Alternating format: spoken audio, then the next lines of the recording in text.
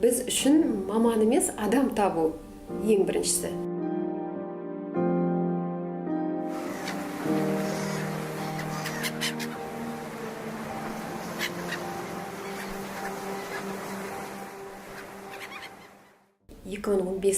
жылдың аяғында, желтоқсан айында Астанаға барып, ол жерде бүкіл республика бойынша басқа қалалар арасынан ұтып келген дизайнерлермен сайысқа қатысып, сол жобадан да Қазақстан бойынша бірінші орын алып, сол жерден Баку қаласына түркі елдестері арасында көрмеге қатысуға жолдама алдық.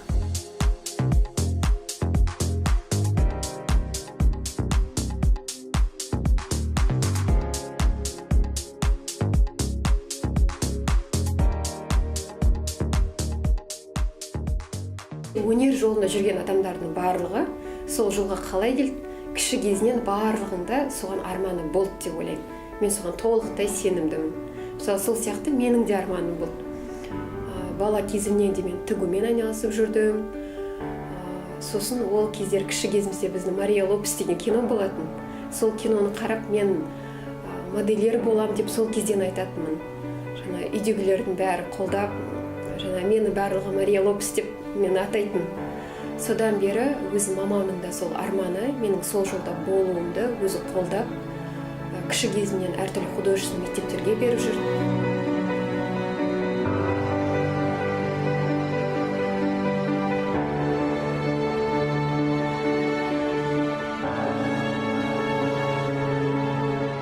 Швея болғым келмейді деп, мен дизайнер болғым келеді деп, ал дизайнер ол кезде жоқ. Сол үшін басқа мамандық таңдап, қазіргі сол кездегі заманға сай мамандықтарды таңдап кеттік. Ол енді мысалы инженер-эколог дегенді. Біздің ауданымыз енді нефтяной отрасль болғасын, сол саладан бір мамандықты таңдадық. Сол инженер-эколог болды.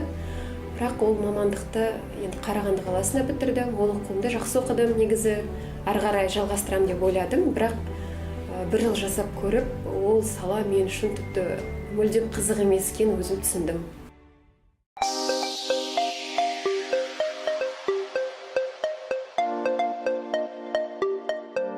Ең бірінші конструкторымыз болды. Сол конструктормен алғаш рет конкурсқа қатысқанбыз.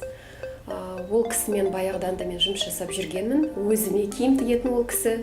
Сол кісімен бірге жұмыс жасап, ары қарай командамызды жайлап бірге жинап бастадық. Дизайн жағын өзім ойлап табамын.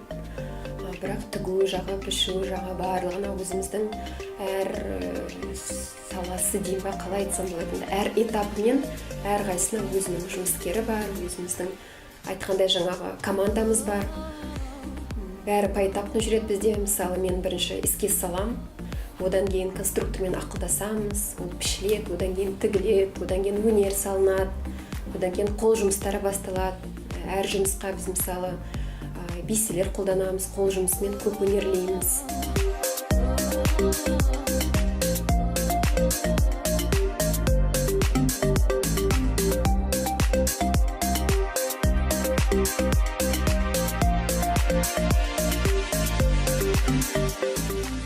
Коллекция ойлап тапқанда бір основной бір көйлек болады. Бір көйлек кәдімгідей өз ойыңа келеді, сонымен шабыттанасың, ары қарата бүкіл коллекция сол көйлектен отталкиваться етеді. Уже сол көйлектен сай кетеді. Себебі бір коллекция болғасын бәрі бір-біріне ұйқас, ұқсасты материалдар, ұқсасты түстер қолданылады. Бір-бірінен олар айырмашылығы болмау керек. Мысалы, көктем дейсің, көктемге сай түстер аласың өзі мысалы. Сондай сияқты гүлдер мысалы, бір гүлге мысалы шабыттана сол гүл бойынша түстер қолданасың, сондай сияқты. Қазір уақытта менің ойымша Қазақстан бойынша көп дизайнерлер қазақи оюларды алуға, қазақтың өзінің бұрынғы бір ұмытылып қалған мүмкін оюларын қайтып шығаруға, оны әдемілетуге тырысады деп ойлаймын. Сол сияқты бізде де мысалы біздікі енді әрине көбірек современный киімдер болады. Және жеке тапсырыспен тіккенде де біз современный киімдер көбінесе тігеміз. Ал енді современный десек те арасына әрине өзіміздің қазақи бір элементтерді қосып отырамыз. Шикізатты әрине бізде Қазақстанда ол зат шығарылмайды, сондықтан әрине шет елдерден аламыз. Енді біз мода болғасын, мысалы біз әр маталарды қолдана бермейміз, бренд болғасын. өзімізге сай ұнайтын маталар қолданамыз тек. Ал ұнайтын маталардың көбі итальяндық маталар. Сондықтан енді көбінесе матамыздың бәрі Италиядан.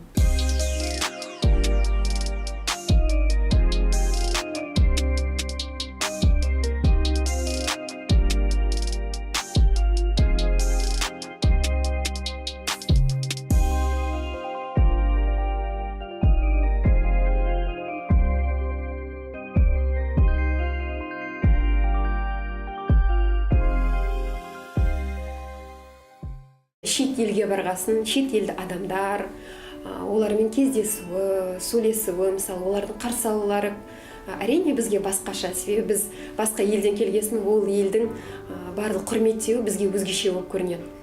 Ал енді Қазақстанда өзіміздің еліміз болғасын, біз ол жағына қатты аса мән бермейміз. Ал бірақ дегенмен қалай ұйымдастыруы бәрі дәл сол сапада. Барлығы бірдей, барлығы де жоғары. Оларда да себебі, мысалы, Қазақстан Fashion Week Астана, ол тек қана Қазақстан бойынша емес қой показ, бұл да международныйға. Оларда да жан-жақты Италия, Франция, әртүрлі дизайнерлер шақырады. Оларда да әрине өзінің атына сай болға тұрсады, сондықтан дайындықтары да өте жоғары. Кей жерде де тіпті асады деп айтсам болады. Өтірік айтпаймын, ол жердің кейбір нелерде бар.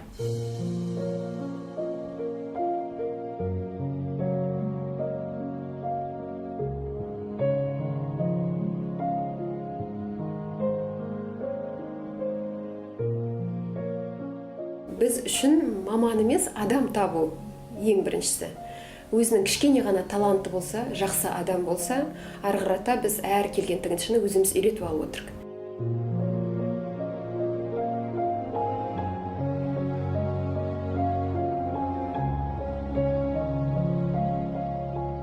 Себебі, егерде қолыңнан жақсы іс келсе, қазір көп зат істеуге болады. Мысалы, қазірде сән үйі осындай көп, біздер сияқты да дизайнерлік центрлар бәр жерге барып жұмыс жасауға болады, үйренуге болады, оқуға болады. Мысалы, бізде де курсы бар, мысалы, да, курсыға келіп те оқуға болады. Мысалы, сондай қыздарға талпынысы бар. Ары қарай әрине өзі де оқып кетсе де болады, өзі ашып. Және де жаңағы айтқандай, мен мысалы өзім сайысқа қатыстым да, сайысқа дейін мен бұл салада жұмыс жасаймын деп ойлаған жоқпын.